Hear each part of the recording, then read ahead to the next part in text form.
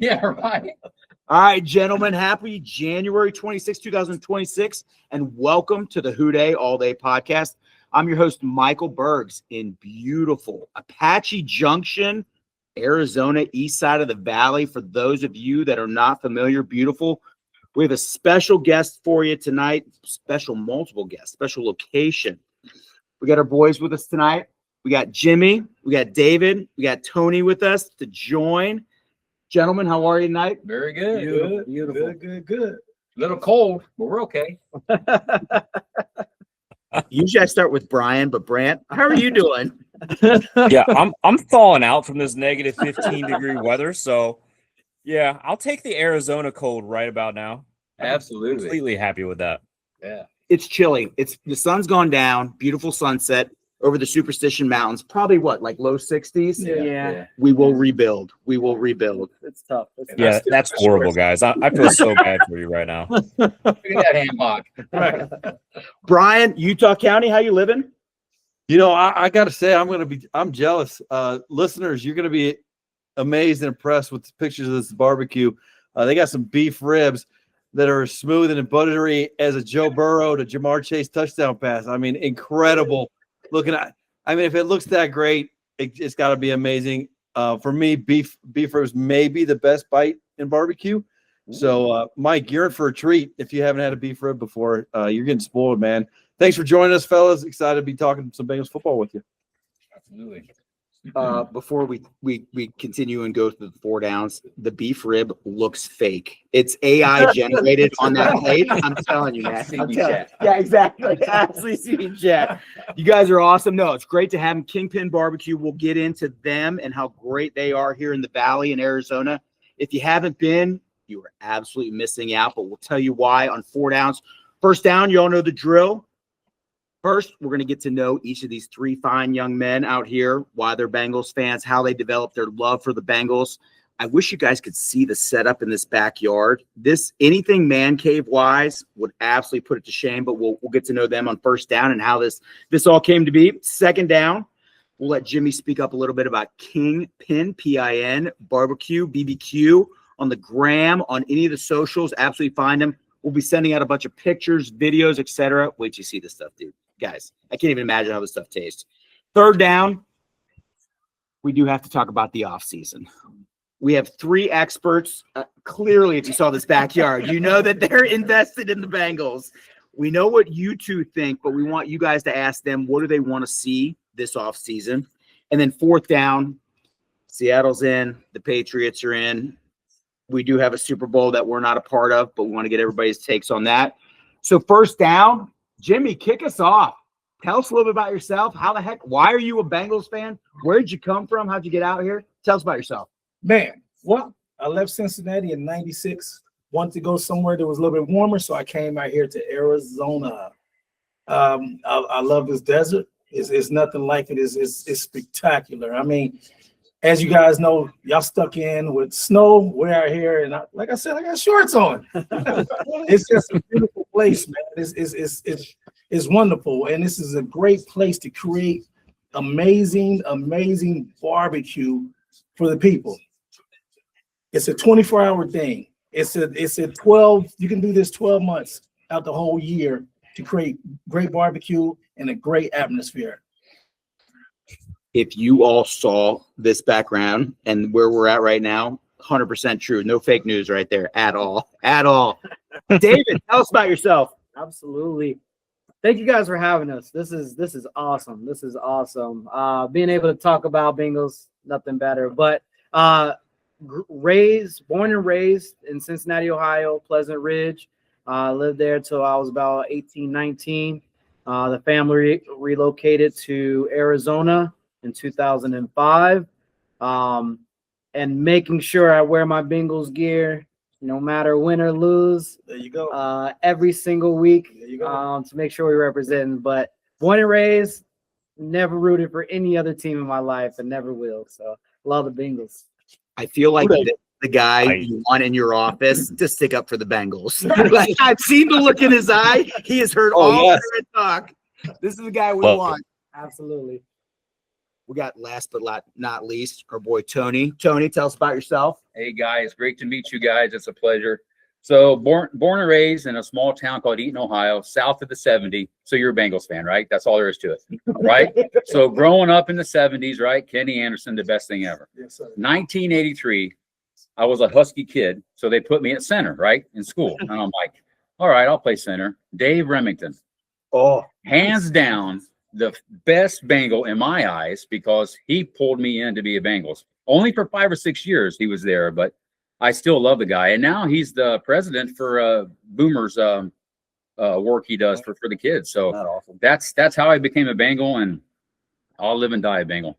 Hands down, hands down. There it is. Awesome. Great story. If you ask mom when she thought the Bengals went south in the late 80s, early 90s, it was when they let Dave Remington go. Yeah. That's when it all fell That's when he went apart. to the Eagles. Yeah. Right. Yeah, Good yeah, memory. yeah, Absolutely yeah, good knowledge. yeah. Boys, any questions for the fellas before we get the party started? I didn't Oh, tell sorry. you guys that I am born and raised in Cincinnati. Grew up in Avondale. Went to Woodward High School. Went to Scarlet Oaks Vocational through Mount Healthy. Learned chef's training. Imagine that. That's how I started. There you go. So you guys know. Dude, I'm telling, as soon as we walked into the backyard, it was like, Oh, yeah. already knew these guys. These Okay, guys are yeah. great. This is what we love Awesome. about Bengals. I guess my one quick question would be, how did you guys link up? Was it back in Cincinnati, out in Arizona, or how did that all come to be? Yeah, no, we're actually all the same faith. So we don't go to the same church, but we go to the same organization. So we'll see each other at conventions and stuff, and then we just knew, started talking Bengals and all this. And I didn't know he was a Bengal until now, but Absolutely. we're gonna rock and roll now. And I'll All speak right. for me and Jimmy. We literally grew up in Cincinnati together, and never knew each other Right. until we moved out to Arizona. That's funny. And we have almost hundreds and hundreds of people in common, friends in common, and then we just hit it off. Obviously, the common thread of the Bengals. So, and then from there, it's history. So, Then he became my bud. There you go. How do you say? Nice. Awesome.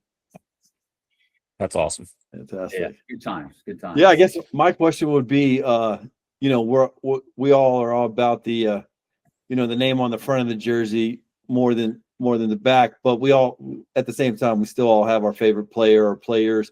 So I'd love to know who are your, whether it's a current or, from the past, who's your favorite Bengal player?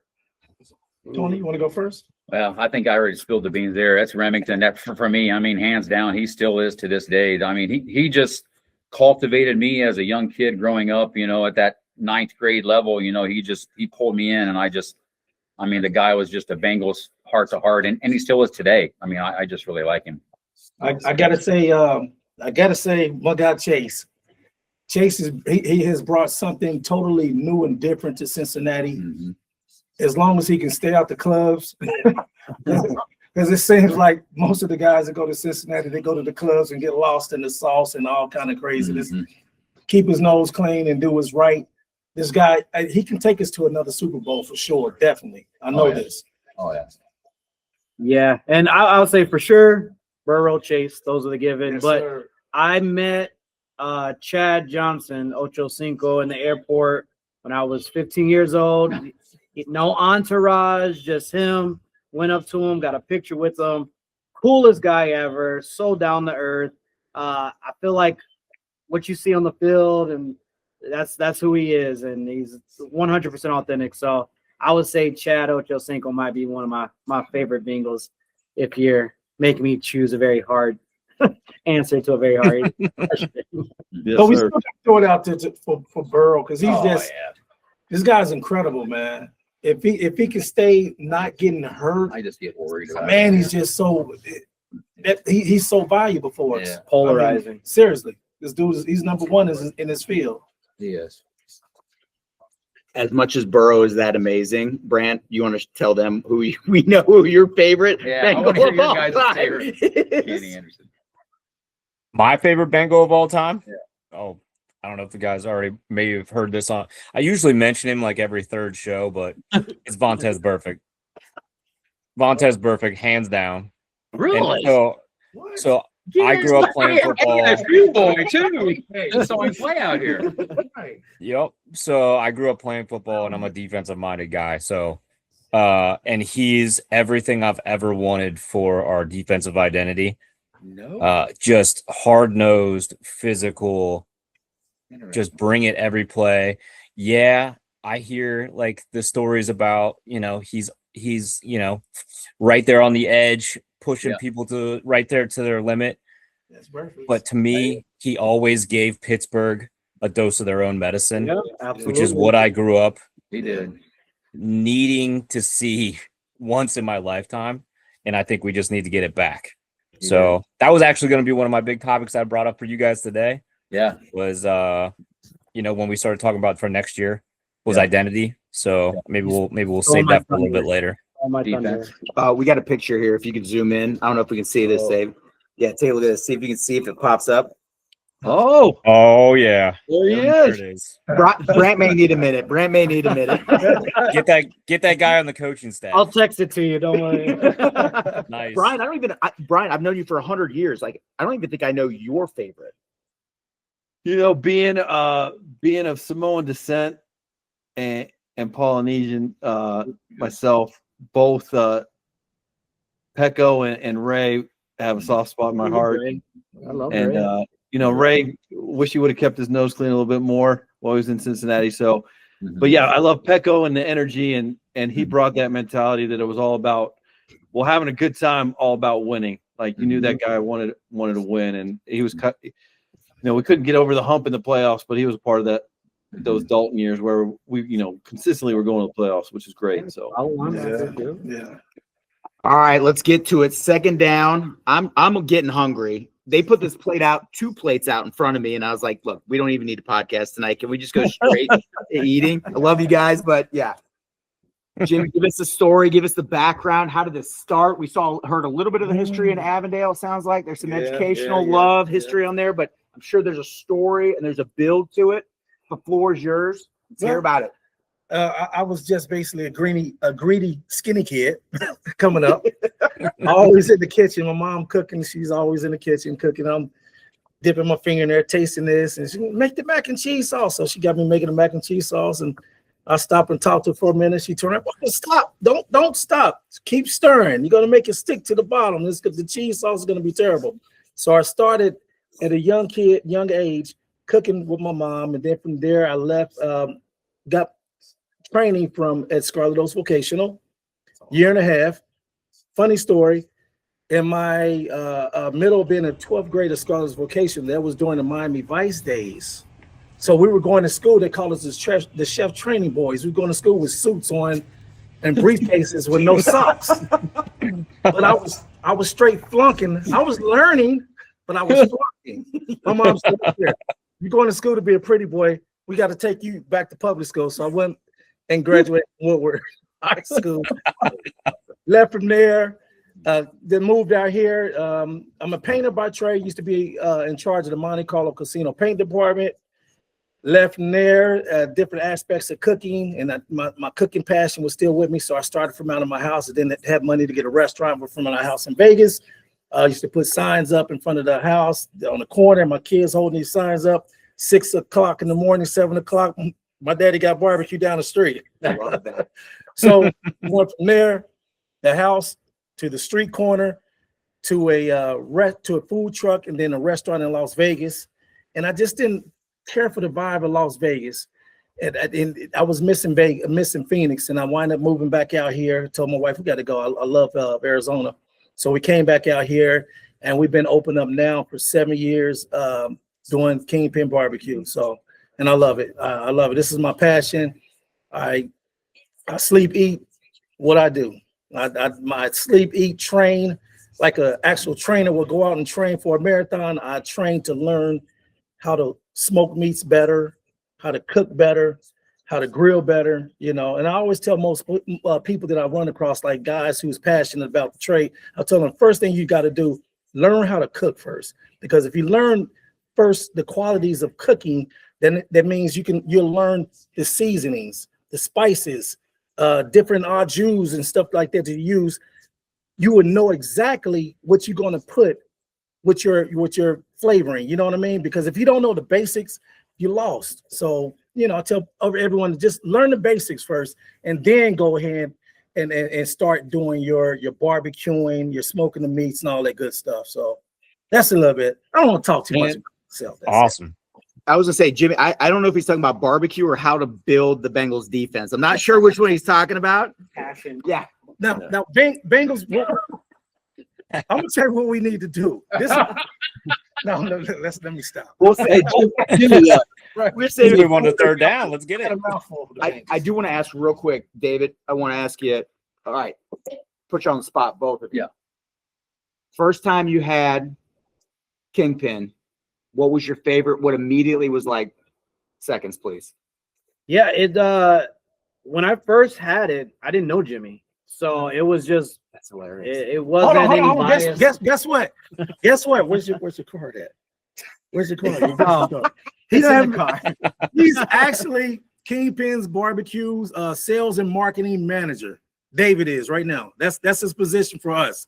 He has another job, but that's the position because this guy, he's just so good with people, and he has a passion for what I do. And I'm like, hey, you like what I do? He's like, man, you good at it. So I was like, you know what? I told my wife, I said, hey, let's put this guy the front of Kingpin BBQ so he can talk us and let people who don't know about Kingpin BBQ come and recognize who we are through David. There you go. Through David. It's easy to sell. It's not even selling when you have a good product. So first time I had it, first few times I had it, there was just something different. And consistency is huge with me. So when you can have something 10, 15 times and every single time it hits the spot, it's good. And one thing about barbecue here in Arizona, there's some very good barbecue. But it's hard to find a good combination of the proteins and the sides. So when you can find a place that has good ribs, good pulled pork, along with good sides, then it's a winner all around. So that's my take on it. Brian, remember when AJ's mom in college made us collard greens? Yes, I do. The closest I've ever seen to. I haven't tasted them yet, but I can't wait. Yeah, dying to try. So, Dave, by the way, where can we find our man Kingpin? Oh, Give us Kingpin the socials. BBQ. You can everywhere Kingpin BBQ. It'll come up on Instagram, KingPinBBQ_. We post our schedule. If you're here in Arizona, we post our schedule every Monday. We post updates daily where we're going to be. We have special menu items on the weekend from beef ribs, oxtails, black eyed peas. So just tap in on the Instagram and you'll see everything. I'm gonna go ahead and pay him right now. Yeah, exactly. I'll take it. That's awesome. Yeah, man. can you pre-order? Yeah, right. Hey, for Bengals fans, we got you. Uber Eats, baby. There you go. Uber Eats to Cincy in the snow. Yeah. Tony, how about you? Favorite dish? What got your attention? I'm gonna tell you here in about a half an hour. The first time ever. For real? Oh, yeah, First time. time. First time. I'm gonna give you a full report. We will write a review. But whatever he's selling, I'm buying. The Nice. presentation's unbelievable. Brian, this is one of my It looks favorites. amazing. When you do sweet and sassy during the summer, my favorite thing is the presentation. Yeah. And it's the Oh, same thing with this look with Jimmy. You can tell it's such Oh, a love and such an art. yeah. So I respect that for both of you. That's what Jimmy says is his gift, his presentation. Right. So I love that. you That hit is on the use. That's the use. We eat with our eyes first. Oh, yeah. Yeah, absolutely. So if it doesn't look presentable, don't nobody want it. So you got to build it up, make it look good. So yeah. So Jimmy, what would be the one thing if I'm coming out there? I don't get out to Arizona very often, but the one thing that you cook up that you're like, if you're gonna stop by, you got to have this. Oh, that's a good one because everything is good. It all looks amazing, but You know what? I would have to say the beef ribs. My beef ribs and my pork ribs. I sell so many pork ribs. My pork ribs are amazing. Speaking of that, I didn't cut and slice and put it on the platter. The pork The pork ribs. Wow. Always working, man. It's sitting in the smoker. I got to go get them. Good. I was worried. The plate was looking thin. I was worried. There you go. There you go. Good thing I wore my sweatpants. Right. all right. Well, I got my pre-order in now. So Jimmy, I love what you said about learning the basics, and I think is going to tie into third down of what the Bengals need to do. But to me, that's what and David, you touched on it. It's what separates you. You can tell from the pictures. I haven't had the opportunity yet to eat your food, but you can just tell the way you talk and pictures, and then David backing it up is there's a lot of spots throughout the states that they do a good, decent to good to really good job with the proteins, and it's fantastic. And you're happy, and then you bite into their sides, and you're like, "Oh my goodness, did you make a box of Kraft macaroni and cheese for me today?" Yeah, right.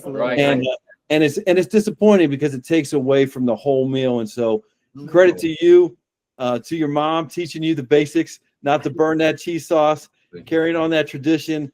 It's fantastic. I actually almost enjoy. I don't know more, but just as much cooking up the sides. I take pride in my sides as well, and so kudos to you. Awesome. And I think like you mentioned, those basics is kind of what our Bengals need. Yeah. It's a perfect lead into third down. All right, gentlemen, let's get serious. We've talked a lot of good stuff to enjoy during the off season. Tony, we're going to pick on you first. Okay. What are we doing? What do you want to see this off season for the Cincinnati Bengals? You talked about all the great players we have right now. Mm-hmm. Clearly the elite coach in the division. Right, Brant? Yeah. You guys think that? Best is it player personnel? What's his actual title? It's not GM. Director of player personnel. Player personnel. So we're setting all those key categories. What else do you want to see this offseason? I'm all over the place, but I'm going to tune into one area that I think personally, being an old offensive lineman, I rewatched most of the games from last year. When I can't sleep at night, right? That's what happens when you get older. You pee all the time. You can't sleep. But when I watch that, I just don't see the basics. The coming out like a horseshoe. There's things that they're missing, and I don't know. It's easy for me to sit on the couch and say that, but when I constantly rewind it and watch it, I'm like, guys, what am I seeing that the coaches aren't seeing? I know that's not the case, but it drives me nuts, and I'm constantly texting my buddies, and I'm like, dude, what's going on? And they see the same thing. I just think we need to have a better offensive line coach, maybe, or maybe beef up the line a little bit. I don't know. That's just there's too many backside Joe Burrows getting hit, right, from the left side. Just too many of that. And that's where the injuries come. And the guys are coming up on him. He's throwing, hitting the helmets. There's just I don't see the horseshoe, we used to call it, coming around him and protecting him. I just don't see that. That's just my take. That's what I think. Ray, you got any quick solutions for that? Do I have any quick solutions? I was gonna ask Tony this, but I when I hear him talk about the offensive line, I think of like a cohesive unit. Mm-hmm. So it makes me think like I've heard stories, and I'd love to know if like he ever had this happen as an old offensive lineman. Mm-hmm. Like some coaches basically telling their guys, when you go eat in the cafeteria, you eat in formation. Like you eat next to the guy that you're going to be blocking next to. Or they tie them together and they would have to move from room to room together. Yep. So that's what I'm hearing him say this about our offensive line. It makes me wonder, like, could we take that next step? I know this year, depending on what service that you're looking at in terms of rankings, they actually ranked really a lot higher than they have in years past. I think one ranking system actually had them as the 7th best offensive line. But to your point, I think they definitely can get a lot better. I think they're right there. They are just they're almost there, and I think I don't know if it's the coach. I don't know. I just wish they would just a little bit more, right? Just a little bit more. Yeah, I think you got to be really happy about Dylan Fairchild in his rookie year. Yeah, I think you got to bring back Dalton Risner because of just how he solidified that right guard position. Harris is getting a little long in the tooth, but still really picked up once the season got into about the 5th, 6th game. And then in terms of right tackle, Mims is ascending and hopefully going to be in a Pro Bowl next year. I think the one you worry about is Orlando. And could he keep building, or is he starting to hit the wall? So I can see that. I think it's a great point to bring up. Yeah. No, I appreciate that. Yeah. He's the number one asset this franchise has ever had. I don't care what the Brown family says. I don't care how much money the county's giving them. The number one asset. You always protect that number one asset. 100%. David, how about you? What do you want to see this offseason? I'm not going to steal your thunder. My take was defensive identity. We haven't had a defensive identity, so I won't elaborate on that too much. But for me, it's offensive play calling. We have so many weapons, and I'll watch other teams, and their play calling is so inventive, smart, thinking outside the box rather than just throwing slants and go balls and things of that nature. So if we could just be a little bit more creative on the offensive end, make the defense just guess just half a second more, I think the offense can take a huge step, go from 30 points a game to 40 points a game. But defensive identity is huge. We don't know who we are. We don't have a leader. So I think the free agency will definitely be huge in that regard. Awesome. I love what he's saying, and I hope that's the guys we're targeting in free agency. We've talked about this, guys, is you build a team through the draft, but in certain times you got to spend to get those veteran personalities. I don't think we found them clearly on the defensive side, and I believe that that's what everybody's clamoring for is, okay, maybe not quite Vontez perfect, but that same bringing that character, that trait to the defensive side. Yeah.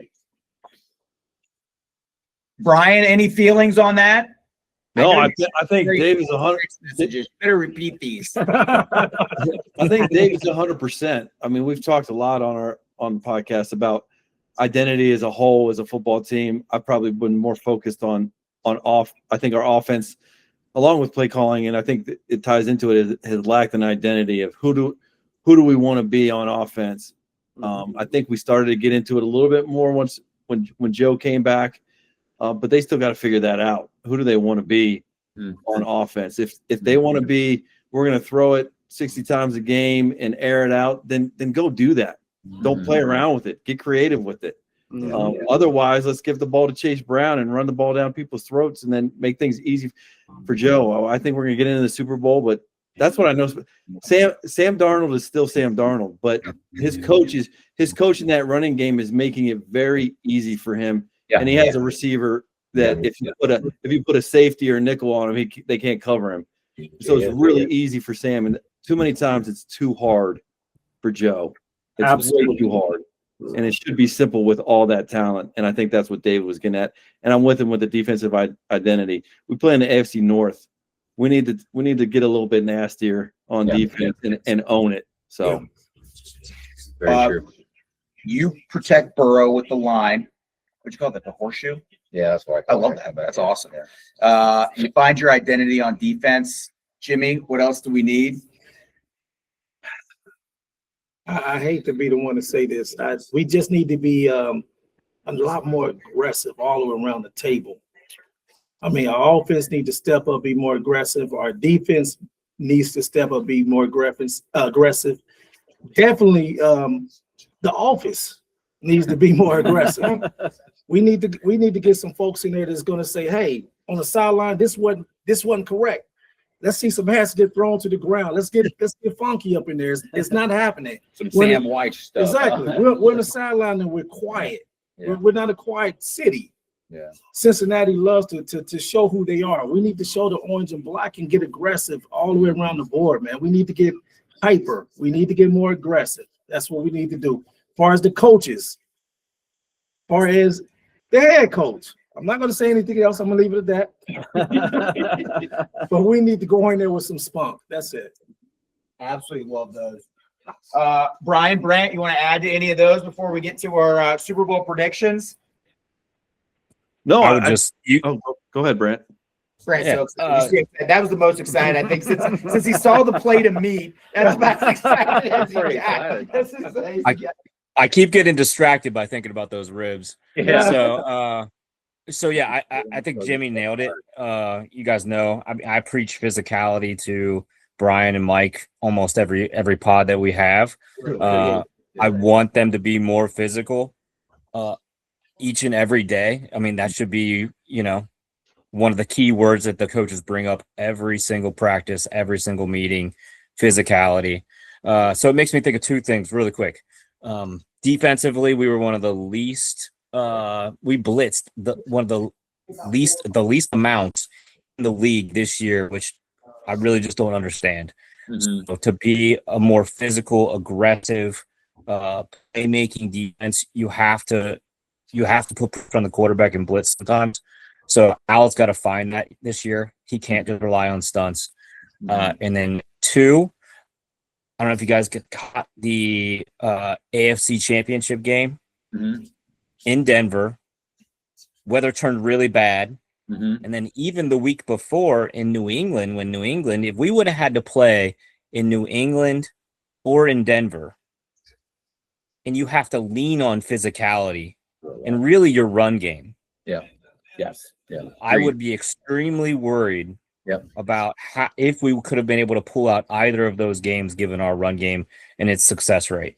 It was actually a lot better than it has been towards the end of the year, but they got to find it. We got to have more balance on our offense. So I love what Jimmy brought up with physicality, aggressiveness.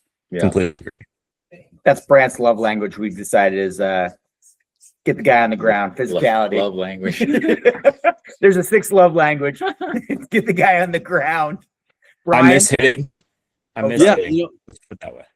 in what Jimmy was talking about being aggressive, I think what plays into that as well is controlling the game and setting the tempo of the game and how the game is played. I'm a big college basketball fan. You look at Florida last year that won it all, and Walter Clayton, sure, he was a spectacular player and got it done, but he really controlled the tempo of the game during the tournament for Florida. And they were in a lot of close games, and he would kind of settle it down. When they wanted to speed up, he controlled it. When they wanted to slow down, so controlling the tempo and putting the onus on. Too often, I think that the Bengals under the current coach has been reactionary during a game rather than like, this is what we're going to do from the outset. When he's done that, we generally come out on top in the game. When he's like, we're going to do what we're going to do, and you have to react to us. And again, I'm going to go back to what David said. We've got on the offensive side of the ball, we've got the talent to do that against any team in the league. When everybody's healthy, we're tough. And so be the aggressor. I love what Jimmy was saying with that. The sad thing that you completely make a great transition to fourth down on. All right, Super Bowl 61's here. Not going to lie. I'm watching the start of that game yesterday. Denver Patriots. The first text I sent was to you guys and just said, we got to get back there. Right now, we're sitting here in this beautiful backyard out here on the east side of the valley, Superstition Mountains, beautiful sunset. Another great day down here in the desert. We got the 2021 AFC Championship game being played in our background. We need to get back there. Stop being the, what'd you say, polar bear in Arlington, in Arlington, Texas. Arlington, Texas. Exactly. Shout out. But so on that, but I'll start with you guys because we're gonna usually let the guests go first, but the guests have a surprise for you here at the end. So, gentlemen, Brant, we'll let you kick it off. Who you got in Super Bowl 61 and why? We'll make it quick. Seattle over New England, 28-24. I just think McDonald and what he's going to cook up from a defensive standpoint. I don't know that Drake may see what he's going to do to him. But when you add Kenneth Walker and his running ability and their offensive style of game, and Sam Darnold really has blossomed as a solid quarterback. And so as long as Sam protects the ball, they ride Kenneth Walker to this Super Bowl win. And again, I think Drake's going to struggle with what Seattle's going to throw at him defensively. It's a good pick. I think it's a lot more points, but it wouldn't surprise me because I think everyone's going to go under and watch it. It always ends up being the opposite. So I could absolutely see that. They're playing in LA, so they're in the dome. So it's a little bit different than the AFC Championship game. They're north from San Francisco. Same state, though. We know how you San Francisco, sorry. You think just everything out west is I thought the they were in same. LA. It's all the same. California's all the same.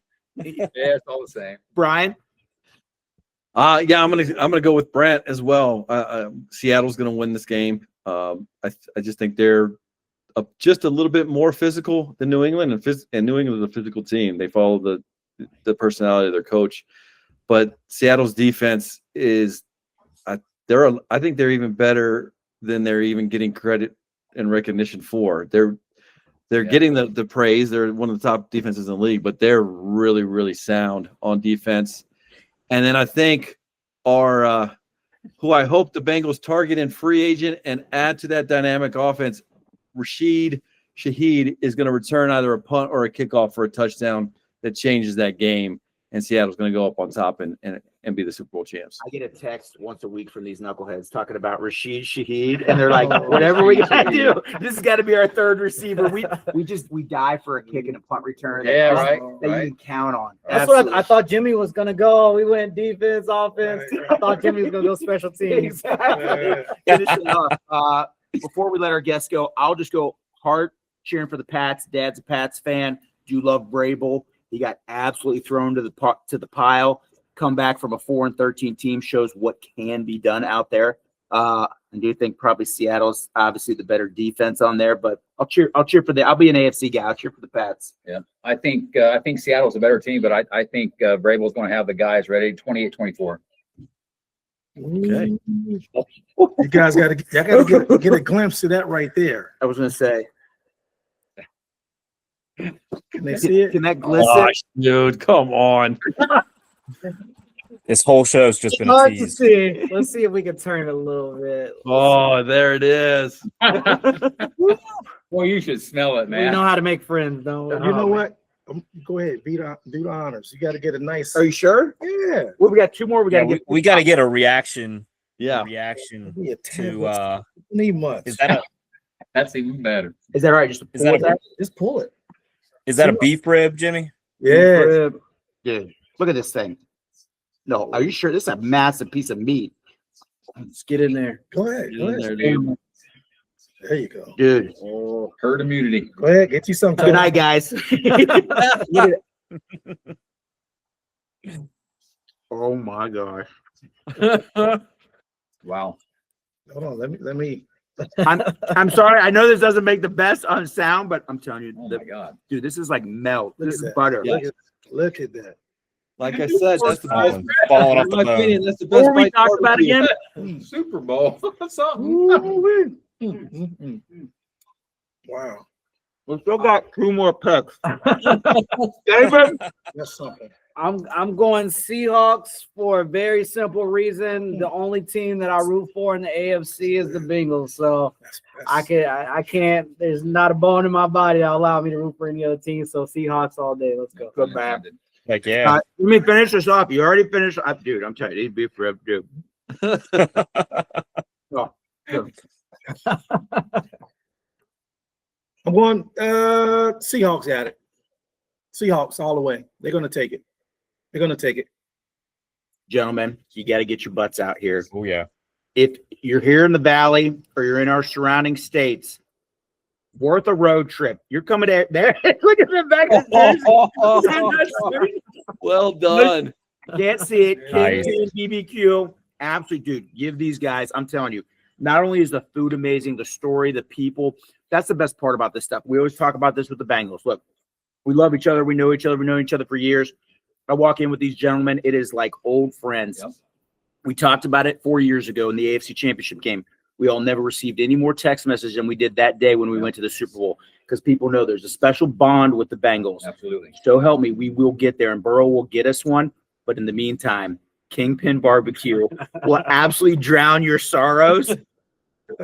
And you'll forget about the Brown family. You'll forget about the Blackburns. You'll forget about Duke and Zach. And you'll be like, you know what? I got Joe Burrow and beef ribs. Life is good. You guys are absolutely the best. It's been a pleasure. Dude, thank you for hosting, honor, man. having us here. You guys are awesome. Yeah. You guys know the drill. We get out of here. We say Who Dey All Day. So Who Dey All Day. Who Who Dey? they all day? Go. Who Dey all day? Sir. That's how we Who Dey All Day. Yeah, who they, baby? Let's go. Look at this. Look at this. Very nice. Look at this place, dude. Barbecue style, guys. A month ago would sound incomprehensible. From 31 yards, McPherson. And Cincinnati is heading to the Super Bowl. Let's go. Oh my Still. Yeah. Oh my. Second ball. Look at that, man. I got chills. Man. Still. How many times have we heard that in our lifetime? Never enough. How Never many enough. times? Wow.